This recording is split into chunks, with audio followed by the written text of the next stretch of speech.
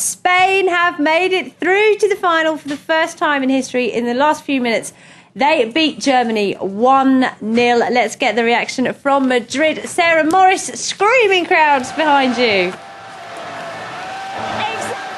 Many thought they wouldn't do it, and look at the crowds behind me. People are going wild. 1-0 to Germany. Germany was told, many people thought Germany would thrash Spain in this match, and the Spanish fans here had faith and they were proved right.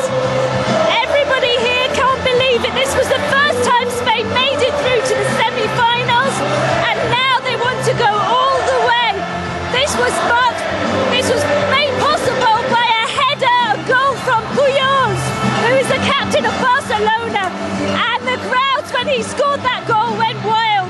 He's not normally cheered for here at Real Madrid, of course. This is the field of his arch rivals, but they're grateful to him tonight. My God. Football history in the making, Sarah. Sorry, I didn't hear that. Football history in the making. She can't hear us. It's going to be a sleepless night here, as you can see. The celebrations are just beginning.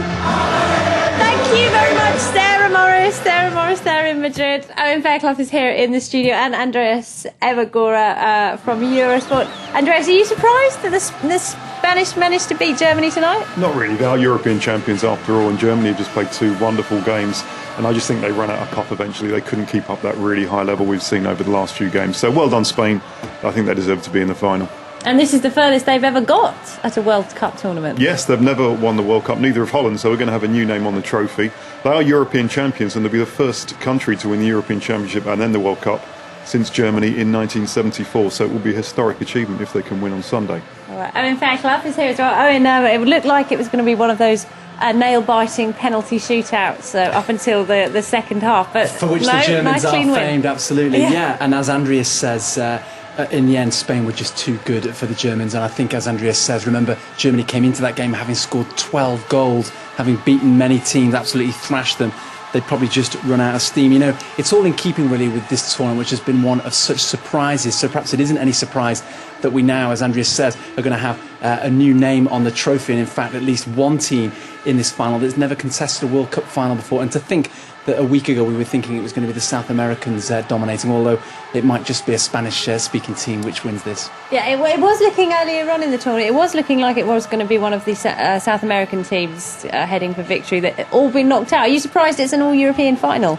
Well, that is a surprise. I thought either Brazil or Argentina would get there, because another fact for the history buffs, this will be the first time a European team will win the World Cup outside of Europe. So it's a big surprise that it's two European teams.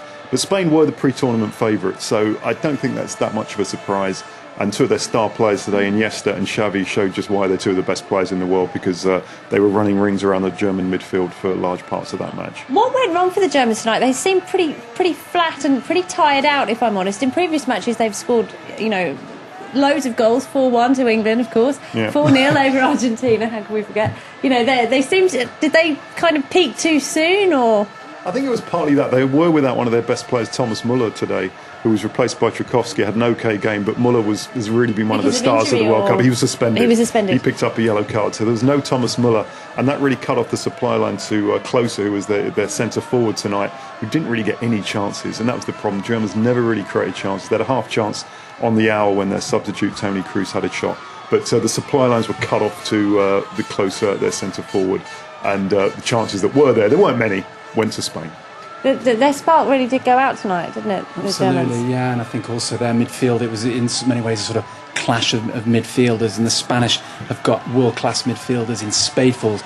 They just managed to simply shut the Germans down. Worth a mention as well for Carles Puyol, the Barcelona captain, as Sarah Morris was saying there. I don't think he'll ever score a more important goal than that. He'd only scored 2 in his international career before tonight.